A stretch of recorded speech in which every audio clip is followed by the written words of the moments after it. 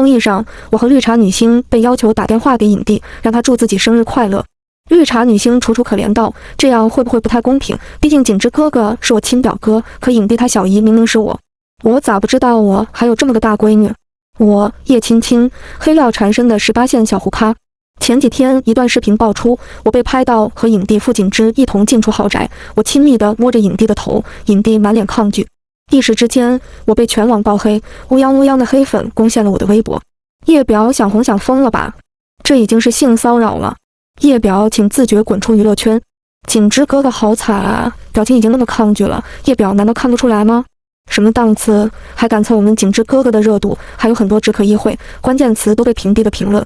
全网都以为我已经被骂得哭晕在厕所，但事实上，我翘着二郎腿，喝着奶茶，对着手机不断发表点评。这条不错，骂得很含蓄，还挺有新意。这条不太行，词汇翻来覆去就那几个。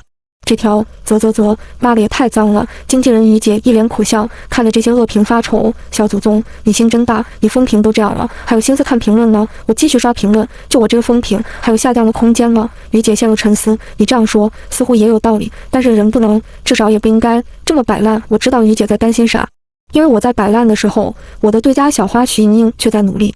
她在采访中非常含蓄地阴阳我，也许她这样做只是因为太喜欢景之哥哥了吧，才没有掌握好分寸。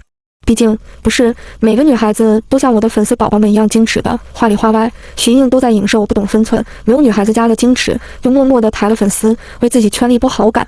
荔枝台看热闹不嫌事大，正好他们有一档正在运营的生活类综艺《去有风的地方》，为了维持热度，同时邀请了我和徐莹莹。我本来不想参加这档综艺，但看了一眼这档综艺的信息，发现观察嘉宾竟有罗导后，立刻一个鲤鱼打挺。我去，罗导是全国首屈一指的大导，过往多部作品在国际电影节获奖。明星们为了能在他电影里演上个角色，都要挤破头，更别提我这种没什么名气的小胡咖。那边徐莹莹也立刻答应了节目组的邀请。我知道他冲的也是罗导，毕竟罗导正在筹备一部新电影，男主已经定了新晋影帝傅景之，女主放话说要在新生代里找一个潜力股。这种飞升的好机会，徐莹莹自然不想错过。综艺当天我到的时候，徐莹莹正穿着一身初恋小白裙在那边摇曳生姿。这是精心设计过的，别看这身小白裙清淡，罗导过往的作品中，女主基本都是这种风格。徐莹莹画着新激素颜妆，水汽朦胧的大眼睛以排练过无数次的速率缓缓眨动，眼神清纯无辜。弹幕刷过一堆舔颜的，天啊，莹莹太好看了，天选小白花。罗导星座的女主必须是我们莹莹啊。叶表估计也想竞争吧，但叶表再怎么装扮也是假唇，完全不可能抢我们莹莹的风头。徐莹莹的粉丝没有想到，我还是抢了她的风头。以一种没人能想到的方式，破洞 T 恤、大裤衩，脚底还拖了一双我爸同款大拖鞋。她是楚楚可怜小白花，而我是灰头土脸真农民，对比惨烈，令人震撼。徐莹看着我的穿着，露出一丝隐晦的鄙夷。姐姐上节目怎么也不收拾打扮一下？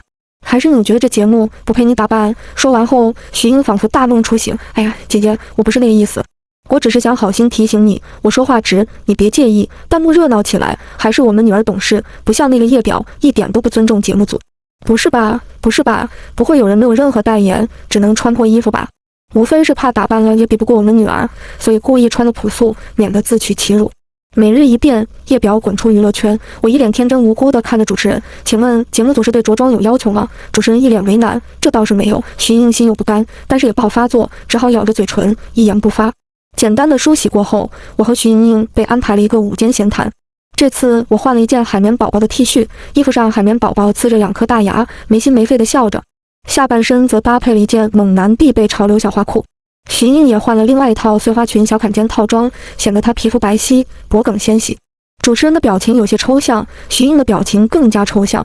我懂他们的欲言又止，也许他们是被我高超的时尚品味所折服。弹幕被我的穿着炸开了锅，大 T 恤配小花裤，白瞎了我的海绵宝宝。咱就是说，当不了女明星就不要硬撑了。毫不夸张地说，我村头二姨都比叶表潮。笑死！罗导一直盯着叶表看，估计也被叶表震惊了。我对此很满意。我知道我已经成功得到了我想要的。本来我也和其他人一样，以为罗导的新作女主必然和她以往的作品一样，是个清纯美丽的少女。但直到我从我的大外甥，也就是影帝傅景之那里看到了剧本，才发现罗导打算突破自我。这部作品是他之前从来没有尝试过的乡村喜剧题材，名字叫《哈利波特牛逼》。而女主是一个彻头彻尾的喜剧角色，不在乎形象，也从不按套路出牌。我现在的表现显然已经让罗导对我产生了兴趣。综艺还在继续，因为我和徐英的特殊关系，整个晚间闲聊主持人不尴不尬的 Q 流程，我和徐英不尴不尬的作答。为了缓解尴尬的气氛，主持人提议玩个小游戏。正好我们俩今天都生日，让我们打电话给影帝，想办法让他祝自己生日快乐。我只能说，节目组这纯属是拱火加炒热度。谁都知道叶青青圈内人缘极差，身上的黑料多到数不清，包括但不限于耍大牌、脾气差、辱骂对家小花、有暴力倾向、拿身体换资源，凡此种种不胜枚举。而徐莹莹童星出道，观众亲封的国民闺女，路人缘和我是云泥之别。就在我犹豫的时候，徐莹莹已经拿起手机通讯录上置顶赫然便是景之哥的4个字。现场的气氛热烈起来，弹幕也是一片欢腾。天啦，我磕到了，女儿的爱就是置顶。我宣布，我为锦莹 CP 举大旗，表哥表妹蛮好磕的，嘻嘻。楼上磕骨磕，带我一个。我怎么就没有这种帅死人的表哥呀？徐莹将众人眼里的羡慕尽收眼底，然后笑眼盈盈道：“不过这样会不会不太公平？毕竟景之哥哥是我亲表哥。”徐莹又看向我：“姐姐，你是不是连景之哥哥的电话都没有？”主持人满脸堆笑：“玩游戏就是要公平，我俩现在这个局势也是节目组想要的。”弹幕量一下激增：“傻女儿，你居然还会担心公不公平？”噗，这对比也太惨烈了。不过谁和女儿比人缘，估计都不公平。前排花生瓜子矿泉水嘞，有人和我一起来看叶表的社交火葬场吗？敢蹭热度和影帝炒 CP 的叶表，居然连电话都没有，这姐的脸都被打肿了吧？也有一小部分我的粉丝和路人为我说话，不过这些粉丝和路人的评论都淹没在徐莹粉丝和我的黑粉铺天盖地的评论中。我垂了垂眸子，没有再说话。之前徐莹偶尔发了一张去朋友家喝茶的照片，被扒出来茶具是影帝家同款。徐莹半推半就，对着媒体承认，其实景之哥哥是我亲表哥啦。高冷影帝傅景之也没有专门发微博澄清，圈内也就默认了傅景之和徐莹莹的兄妹关系。而我作为傅景之的亲小姨，在当事人没有发言的情况下，也就不便再发言了。就是不知道徐莹莹知道了真相之后，还能不能笑得这么开心。徐莹莹似乎满怀信心，率先拨通了电话，却只听见一阵机械女音：“对不起，您所拨打的电话正在通话中。”很显然是对方挂断了电话。徐莹脸僵了一瞬，但还是不死心的再拨过去。傅景之接了，为徐莹声音甜腻：“景之哥哥，我今天生日，我想……”傅景之不耐烦的打断施法：“我在忙，先挂了。”徐莹的脸有些挂不住，但她很快拿出了毕生演技，一脸娇羞：“景之哥哥在片场工作忙也是正常的。”弹幕上倒是一大波脑残粉出来衷心护主。影帝本来就高冷，也许这就是他们兄妹的相处方式。女儿置顶都是影帝哥哥的电话，看起来就关系匪浅。公共场合避嫌也是正常的吧？人家私底下什么样你又不知道。我忍不住嗤笑了一声。我那个影帝外甥傅景之，在熟人面前可一点都不高冷。看我笑他，徐莹眼圈泛红，肩膀微微耸动，却什么都不说。这就是徐莹的高明之处，她什么都没有说，却好像什么都说了。在这场她自导自演的戏剧里，她是纯洁无瑕的天选女主，而我是嘴贱嘲讽的恶毒女二。弹幕果不其然都是一片骂声，我都不知道叶表哪来的脸，自己明明连电话都没有，却还敢笑话我们女儿。要我说，叶表就是故意用这样的小花招让女儿难受。呜呜呜，女儿不哭，你一哭妈妈心都碎了。看到这种情况，导播倒是高兴。我和徐莹撕得越狠，节目的热度就越高。于是导播老师又给了我一个翻白眼的慢镜头。主持人转向我，一半鄙夷一半强势地宣布了徐莹莹的胜局。午间闲谈之后，我和徐莹莹回到化妆间补妆。徐莹莹看着镜子中自己娇嫩的脸蛋，一时间沉迷自己的美貌，无法自拔。化妆师一脸艳羡地看着徐莹莹：“徐老师，听说你是影帝的亲表妹，好羡慕啊！”徐莹把玩了一缕秀发，其实也不用羡慕，我们也就普通兄妹，看着自己成为全场焦点。徐莹再次凡尔赛道：“最多也就小时候一起骑骑马、学钢琴之类的。”我翻了白眼，需要用替身的马术和魔音挂的钢琴，徐莹是怎么好意思吹嘘的？化妆师再次八卦：“哇，那徐老师在影帝家有自己专属的房间喽？”徐莹露出被宠爱的娇嗔：“我的房间就在景之哥哥旁边，偶尔我和我妈会过去小住。”我无语，这哪里是你的房间，分明就是我的房间。化妆师恭维道：“徐老师这么漂亮，妈妈肯定也很漂亮喽。”果然，徐老师进娱乐圈就是老天爷赏饭吃。化妆师还想八卦更多细节，徐莹却不耐烦地打断了他：“哎呀，和你们说太多也不好，毕竟景之哥哥很低调，不想让别人知道太多他们家的事情。”化妆师表示理解，傅景之的确低调，在采访中从来不过多提及自己的家人，只是偶尔在一次采访中，傅景之说过自己有一个小姨，于是徐莹莹说自己是影帝表妹，大家自然将她当成这个小姨的女儿。徐莹莹说是不能说太多，却又在化妆师夸她发质好时，忍不住又将话题引了回来。哎呀，我和我表哥的发质和皮肤都特别好，可能都是随了各自的妈妈。我自己特别爱吃东西，但怎么都吃不胖，全都托我妈的福，给了我一个好基因。我在旁边努力憋笑，对，托你妈我的福。徐莹莹把我的表情理解成了嫉妒，狠狠地白了我一眼。叶老师笑什么？我淡淡道，笑某些人出来闯荡娱乐圈不能独立行走，逮着个大腿可劲儿抱。徐莹咬了咬嘴唇，气笑了。叶老师这是嫉妒我和表哥关系好吧？没办法，我和表哥自小一起长大，想不提都不行，不像叶老师还要辛辛苦苦去蹭热度。就在这时，外面突然传来了工作人员的骚动，不知是谁喊了一嗓子：傅影队来了！傅锦之一路逆风走来，仿佛所有嘈杂都碎成了他身后的星光。徐莹对着镜头温柔一笑，装作轻松开玩笑道：锦之哥哥，好久不见。傅锦之神色冷淡，皱着眉头道：徐莹莹，好久不见。徐莹眼里的泪光若隐若现，好像受了多大委屈似的。弹幕上热闹非凡，啊呀呀，锦之哥哥真是盛世美颜，请允许我跪舔。纯路人，我咋觉得徐莹和影帝的关系很奇怪呀？看起来有些疏远。前面的你不懂，这种避嫌其实是一种保护。轮到我时，傅锦之只是淡淡瞥了我一眼，嗓音懒散：叶青青，你也来了。我带着若有若无的笑，淡淡回了一句嗯。徐莹莹看傅锦之对我更冷淡，心里的不满顿时消失了。于是她故意跟在傅锦之后面：锦之哥哥长，锦之哥哥短。我听得心烦，忍不住对了他一句：咯咯咯咯的，你是公鸡吗？徐莹莹，你能不能安静一点？徐莹莹再次表演渲染语气，撇嘴加耸肩三件套。弹幕上炒开了锅，叶表真是没礼貌啊，人家关系好挨着他演了。就是没看我们女儿都哭了吗？纯路人，就我一个人觉得徐莹莹确实有点吵吗？前面说吵的是叶表粉丝吧，还装成路人，果然和叶表一样恶心。主持人看事情不对，赶紧出来打圆场。今天大家都累了，不如都早点休息吧。徐莹莹不甘心地跺跺脚，但也不敢和节目组硬刚，只好乖乖回房间。其实我和徐莹莹积怨已久。7、8年前，我和徐莹莹差不多时间出道，在资源上自然免不了有些争抢。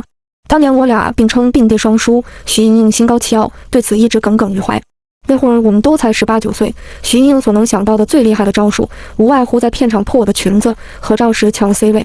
只不过这些小花招都不奏效，那些资源该是我的还是我的。后来我和徐莹莹演了同一部戏，她饰演白月光女一，而我则饰演黑莲花女二。但是剧播出后，我凭借演技实力碾压了徐莹莹的女主，为此她大发脾气，当面辱骂那部剧的导演，结果被狗仔拍下来了。为了平息这波影响，徐莹莹花了重金买通稿，说那导演是因为收了我的贿赂又睡了我才给我加戏的，而他是因为看不惯娱乐圈的这种潜规则乱象，所以才出言斥责。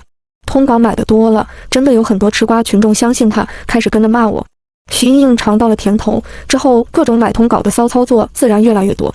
由此，我的路人缘一落千丈。我对此并不在意，我在等待一个机会，在所有人面前戳破徐莹莹那张伪善的美人皮。到时，我倒要看看她还能不能笑得那么开心。晚上，这档综艺的最后一位嘉宾也到了，当红小生季培生，也是学生时代徐莹莹的著名舔狗。多年不见，他舔徐莹莹还是舔得很起劲。徐莹莹在季培生的热情中找回了一些场子，围着傅锦之和季培生表现了一出孔雀开屏的好戏。第二天，节目组宣布将会引入新机制，指派3位观察员对我们的表现进行观察。3位观察员不会打分，但是最终获得3位观察员一致认可的嘉宾会获得一项神秘礼物。这3位观察员分别是当红导演罗导、独立音乐人小 F 以及内娱情歌一姐邓姐。小 F 曾经公开自己是徐莹莹的粉丝，邓姐对我有偏见，而罗导的态度则是模糊不清。4位嘉宾将会按照抓阄的方式分为2组去田里割麦子。哪一组率先割完半亩麦子，就可以享受节目组提供的午饭，反之则需要饿着。我和傅锦之一组，徐莹莹则和她的舔狗季培生一组。我们3个人都穿了方便活动的运动装，而徐莹莹则是一身气质蕾丝连衣裙。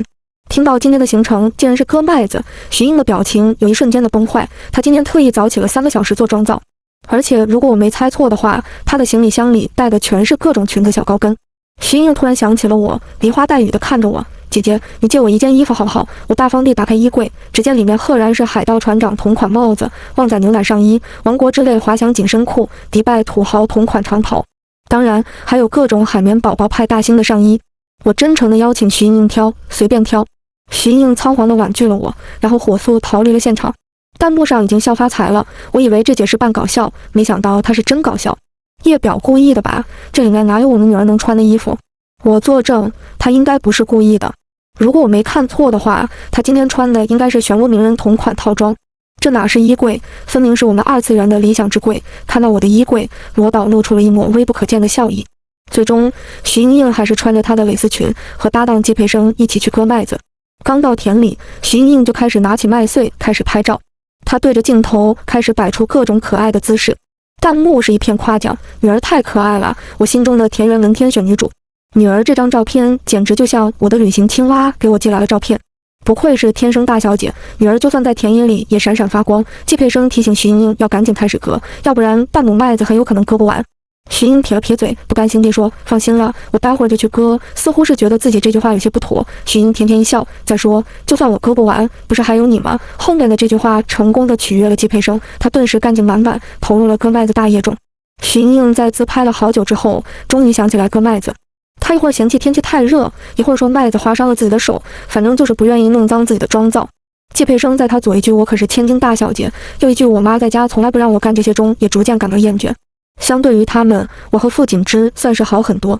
我们虽然也不会割，但是我们耐心地请教了一位当地的阿姨，很快掌握了正确的割法。我和傅锦之左右开工，勉强在中午之前割完了半亩麦子。我和傅锦之坐在三轮车上拍了一张照片，并且配文发博：重。嫩真重，我给你发消息嫩不回，真是冷酷的人。俺马上走，让嫩看不着俺。骑上俺的小三轮去割麦子嘞。俺对嫩死心嘞。弹幕上是一片哈哈声，哈哈，这姐是认真的吗？割麦割上瘾了。我去翻了一下这姐以前的微博，好多发疯文学，果然这姐精神状态一直都很稳定。叶表割麦子好笑程度10%，叶表发博好笑程度100%，装腔作势。叶表滚出娱乐圈，经纪人于姐发私信给我，亲亲，搞笑女人设还真奏效。骂你的人少了很多，我回复了一个自信的表情，这都是我意料之中的事情。徐莹莹则是发了9张拿麦穗的美照，配文：风吹麦浪的声音的确很符合罗导以前的选人风格。弹幕上是一片夸夸声，叶表另辟蹊径也比不过我们女儿的盛世美颜。摇晃红酒杯，中午好我的女儿，不知道你愿不愿意？酒洒了一裤子，匆匆离场，女儿这颜值我给94分。别问我为什么，我在高速看的，扣了6分。徐莹莹回来的时候，我和傅锦之已经吃上午饭。徐莹莹又累又饿，直勾勾地望着我们的饭菜。季佩生则是很有骨气，一眼没看，直接去屋内洗澡。香，真香！尤其被徐莹莹直勾勾地望着，我嘴里的猪肉炖粉条就更香了。徐莹莹换好衣服，楚楚可怜地看着我，姐姐，能不能让我也吃一点？我真的很饿，我眼珠一转，顿时便有了主意，露出同款楚楚可怜的表情。我也很想给你吃，可是这是节目组的规定。妹妹，你也不想让节目组难做吧？绿茶，谁不会啊？我只是以其人之道还治其人之身罢了。弹幕自然是吵开了花，黑心叶表，菜明明还有那么多，给我们女儿吃一点怎么了？前面无脑黑的是没戴耳朵吗？都说了是节目组规定了，有没有人注意到徐莹莹只说了我啊？他居然都没想到季佩生，明明上午的时候季佩生才是出力更多的那个。我想了想，主动开口道：其实我这次来偷偷带了2盒某捞的自热火锅，而且我刚刚问过节目组了，给你们是符合规定的。徐莹双眼放光，虽然嘴上说着我妈从来不让我吃这些，身体却很诚实的开始炫火锅。我在旁边看着他，心里却在冷笑。对于烂人，2盒火锅就够他现出原形了。果然，等到季佩生出来的时候，2盒火锅都已经被徐莹炫得所剩无几。徐莹呆滞地夹起还剩的唯一一块土豆片，问季佩生：“你吃吗？”弹幕热闹起来，叶表故意的吧？2盒自热火锅还不够我们女儿一个人吃，前面的长脑子了吗？明明是徐莹自私，一点都没打算给季佩生留。本来还挺希望徐莹做我们嫂子的，现在我只想说，老公你清醒一点。好搞笑，不是说你妈不让你吃这些吗？现在吃完了是怎么回事？季佩生自然是没吃。经此一事，他彻底的看清了徐莹莹。原本以为他只是矫情娇气，但现在看来他是彻头彻尾的自私。节目组人员过来告诉我们，其实节目组也为败者组准备了沙拉、三明治、牛排之类的简餐。徐莹莹自然是吃不下了，也不知道她现在是在后悔刚刚吃了太多自热火锅，以至于现在吃不了牛排，还是后悔刚刚演好给季佩生留1盒火锅。徐莹莹看着冷着脸的季佩生，抿着嘴，脸色有些苍白。如果季佩生和他翻脸，对于他的口碑是非常不利的。于是他放低身段，眼泪汪汪地向季佩生道歉：“佩生哥哥，对不起，我刚刚只是太着急了，女神头一次这么示弱。”季佩生犹豫了一下，最终还是说了句：“没关系。”我摇摇头，没救了。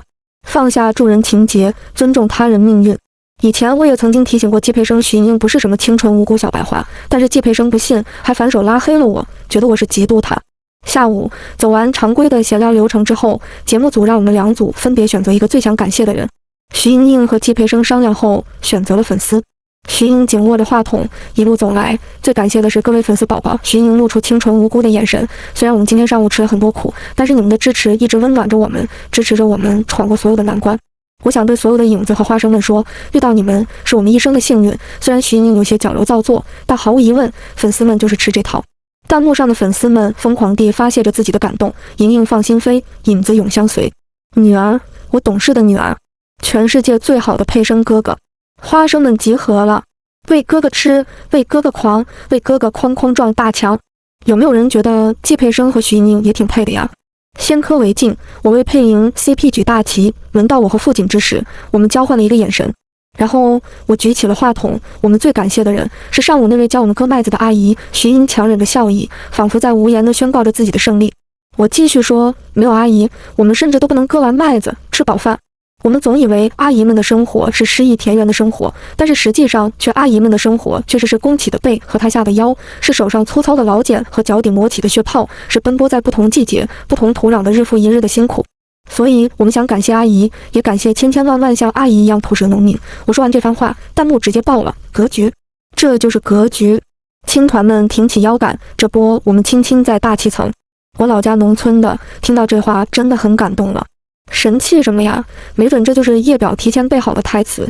前面的半狗正了吗？就在这里叫，有本事叫你家主子也提前备一个。我说这些话并非全是做戏，也是我今天劳作半天的真实感受。徐莹有些不敢相信我居然能说出这样的话，瞪大了眼睛，呆愣在原地。但是他也明白，他输了，输得彻彻底底。后台3位观察员正在记录和交流。罗导对我露出一丝鼓励的微笑，至于徐莹莹，他一个多余的眼神都没给他。第2天上午，节目组宣布我们的任务是磨面粉。今天徐莹莹吸取教训，努力表现出一副热爱劳动的样子。只是她低估了磨盘的重量和她的力气。她试图转动磨盘，使出了吃奶的劲，甚至表情都已经崩坏。磨盘在原地一动不动。徐莹揉着自己吃痛的手，给自己打圆场。平时在家，我妈从来不让我干这些。徐莹看到季培生过来了，赶紧补了一句：“不过我会努力做的。”舔狗季培生哪舍得看他的女神这样劳累，赶紧揽过了这个力气活。徐莹翘着兰花指，在旁边悠闲地夹麦子。弹幕都是一片夸奖。没看到我们女儿的手都红了吗？呜呜呜，好心疼！女儿可是千金大小姐，这些粗活请让老奴来干。我老公真是男友力 max， 那么重的磨盘都是轻轻松松。嘶哈嘶哈，看我老公这强劲有力的肌肉。徐莹闲着没事，索性过来我这边挑衅。这么重的磨盘，姐姐一定也推不动吧？她无非是觉得我也推不动，这样的话，她刚刚的行为就会那么显眼。但我不像她，只把精力放在自己的脸蛋上。这些年，我除了上节目，健身是一天没落过。为了拍打戏，我曾经请了专门的武术老师，练了好久。徐莹看我不理会她，以为我在心虚，继续挑衅我。锦之哥哥也真是的，这么重的磨盘，怎么就让姐姐一个人推呢？他没看见傅锦之，觉得我落单了，想嘲讽我没人缘。我当着他的面单手推动了磨盘，磨盘像吱呀吱呀的小风车一样转得飞快。在那一边，傅锦之也单手推动了另外一个磨盘。我不帮忙，只是因为叶青青不需要帮忙。弹幕上变成了我的粉丝的狂欢，青团集合。这波我们青青吃大分。姐姐这么强壮，想必姐姐的臂弯一定很好躺。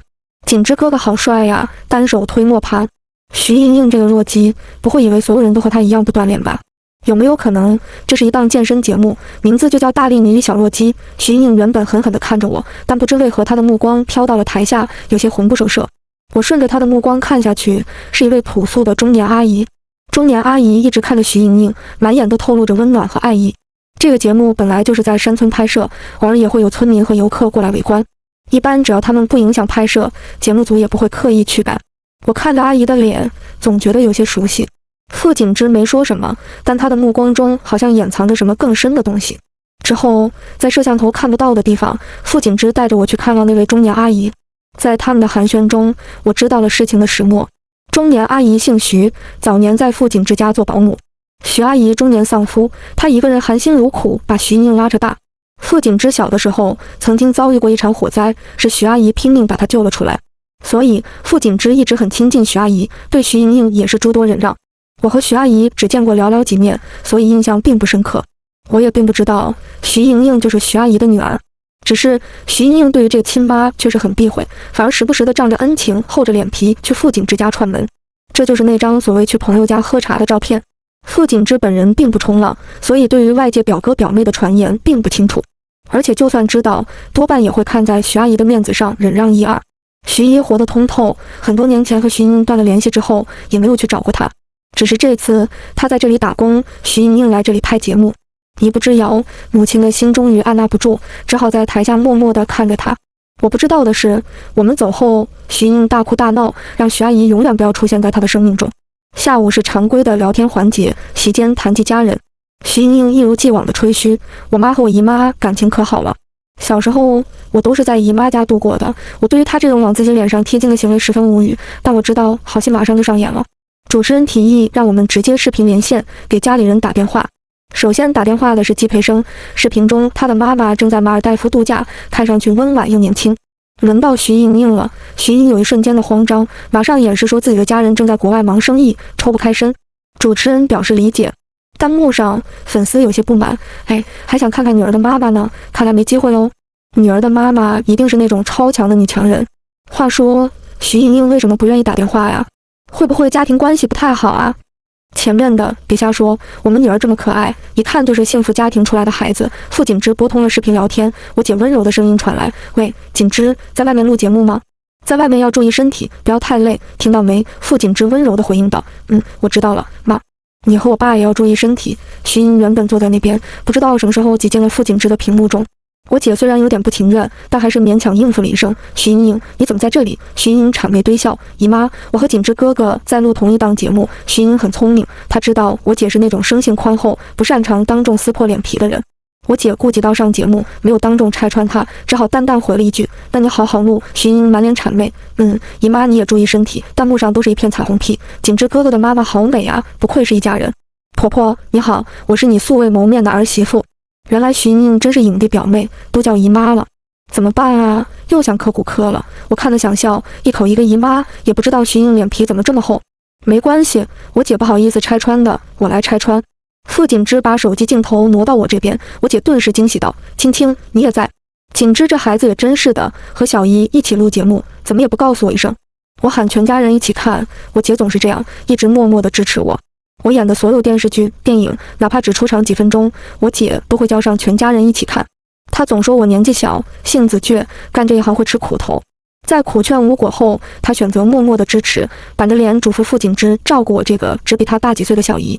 还没等我回话，我姐又急着说：“景之，你入行久，出门在外要多照顾小姨，知道吗？”我姐只是下意识的像往常一样关心我，完全没料到她这几句话直接让现场失控了。徐莹常年营销自己是影帝亲表妹，但现在却爆出来我是影帝亲小姨。问题是我这个亲小姨压根就生不出来她这么大的闺女。徐莹脸色灰白，瘫倒在地。完了，一切全完了。我快意地看着徐莹，我早说过我要一层一层扒下徐莹的美人皮。我早就知道节目组有打电话的环节，也料定徐莹不知道我和傅景之的关系。只是这陷阱不是我骗徐莹进来的，而是她自己太过虚荣，一步一步走进来的。弹幕上吃瓜群众不断评论：“本年度最好笑的笑话，认对家当妈。”哈哈，笑死了！徐莹的粉丝整天攻击我们青青蹭热度，咱就是说这热度不用蹭呢。年度复仇爽文：星光璀璨之我要当你妈。徐莹滚出娱乐圈，徐莹没有放弃挣扎，她一边痛哭流涕，一边装可怜道：“对不起，是我骗了大家。”徐莹硬挤出几滴眼泪。其实我从小就没有妈妈。我之所以假扮景之哥哥的表妹，是因为我也渴望有一个正常的家庭。弹幕上猪油蒙了心的粉丝仍在苦苦坚持：“哎呀，女儿好可怜啊！说到底，只不过是一个渴望爱的孩子罢了。怪不得女儿刚刚说自己父母很忙，原来女儿根本就没有人可以打电话。女儿，过来，妈妈抱抱。就算没有妈妈，也不能这样骗人吧？徐莹还有没有一点道德底线了？前面的能不能有点良心？她都没有妈妈了，很可怜的好不好？”我愤怒地看着徐莹，我没想到她能无耻到这个地步。为了洗白，为了所谓的前途，不惜诅咒自己的亲妈。傅景之拳头紧握，仿佛在极力忍耐着什么。我明白他的心情，和他亲如家人的徐阿姨被这样侮辱，偏偏造谣者还是他自己的女儿。坐在台下的徐阿姨再也忍耐不住，上台直接打了徐莹一个耳光。我这么辛苦把你养大，不是教你在台上胡说八道的。徐阿姨气急了，手都在抖。没有妈妈是吧？徐莹，你给我听清楚，咱们今天就断绝母女关系，以后我就当没有你这个女儿。徐莹瘫倒在地，没有丝毫悔意。你以为我想做你的女儿吗？凭什么？凭什么别人就是天生大小姐，而我却是低贱的保姆的女儿？徐阿姨红着眼，她确实没能带给徐莹滔天富贵，但是她已经把最好的都给了徐莹。徐阿姨直接昏倒在台上，工作人员紧急叫来了救护车。弹幕上那些粉丝也绷不住了，我直接原地脱粉。我是喜欢美女，但我不喜欢人渣。我刚刚还在替她洗白，现在却发现她是连亲妈都不认的畜生。烂人自有天收，徐莹你是会遭报应的。节目组将当天的直播直接掐断了，但是徐莹这段造谣亲妈的视频还是被不断传播。我和傅景之知道的时候已经回天无力，只能联合了所有力量把徐阿姨的脸打上马。这段视频流出后，有人说徐阿姨心狠，但更多的人认为徐阿姨是人间清醒。徐阿姨在我姐的邀请下再次回了傅家老宅，说是保姆，其实就是一家人。在以后漫长的时间里，我姐傅景之会一直陪着徐阿姨，不会让她感到孤单。姨妈门事件发酵之后，关于我的谣言被一条条澄清。耍大牌是因为我对角色有自己的理解，所以和导演起了争执。有暴力倾向，不好意思，只是力气太大，在片场不小心一拳干爆了一张桌子。拿身体换资源，那原本就是徐莹莹泼在我头上的脏水。文化沙漠不存在的，虽然我不是科班出身，但也是重点大学毕业的高材生。之前我和影帝的摸头视频也被翻出来，是傅景之长大了，不耐烦我这个小姨摸他头了。至于徐莹莹，她过往的罪状被一条一条扒出来。入行这么多年，她没有作品，没有演技，只有一张漂亮脸蛋和一张胡说八道的嘴。只不过她的漂亮脸蛋也是假的，她之前整容的视频被扒出来了，这下连她的颜粉都看不下去了，一夜之间转换墙头。除此之外，她还被扒出来当众辱骂导演、长官、工作人员，抄袭他人词曲，演戏全靠替身。更要命的是，徐莹莹爱慕虚荣，之前为了在外面撑场面，借了很多钱。那些人看她是娱乐圈炙手可热的大明星，再加上她影帝表妹的身份，猜测她是豪门，所以才把钱借给了她。现在事情败露，讨债者纷纷上门讨要，徐莹莹跪地求饶，求他们放过自己。我一点都不同情徐莹莹，我眼看她起猪楼，眼看她宴宾客，眼看她楼塌了。在后面这所有的事情中，我没有任何推波助澜。徐莹莹走到今天这个地步，都是她自己咎由自取。徐莹莹现在所遭受的这一切，很多都是之前她施加于我的。我花了多少个日夜，做过多少噩梦，才从不断的恶评中挣脱，养成如今淡然的脾性。我不知道徐莹莹还记不记得我们演第一部戏时，师傅给我们的教诲，不管是演戏还是做人，都要真诚。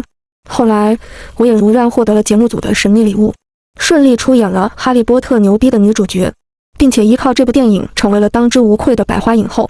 当我站在领奖台上的时候，不禁感慨：10年啊，时间过得真快。10年之前，我和傅景之曾经许愿要一起闯荡娱乐圈。那时候，傅景之已经是有名的童星，而我还在各个片场跑龙套。生性要强的我发誓，总有一天要和傅景之站在同一个舞台。场外暖灯昏黄，在地上头上斑驳的树影，仿佛盛开的花丛，这是梦想开花的图景。媒体记者们盛赞我的演技，夸赞我的大度，就好像从前那些不实的流言、空穴来风的污蔑，不是从他们笔尖下倾泻而出的。至于徐莹莹，她已经作为劣迹艺人被全网封杀。她曾经私下向我道歉，我了解她的心思，她无非是想在东山再起。人啊，一旦尝过名利的滋味，便无法再回归普通平淡的生活。我没有理会她，反手发了一条微博。在一个谎言甚嚣尘上的繁荣世界里，真诚往往会保持一种傲慢的沉默，而当现实世界进入明暗的黄昏时，真诚这只密涅瓦的猫头鹰才开始起飞。但我始终相信，真诚具有持久恒长的力量，它在漫长的时间里沉积，积蓄着巨大的爆发力。这种思潮一旦开始，便一发不可收拾。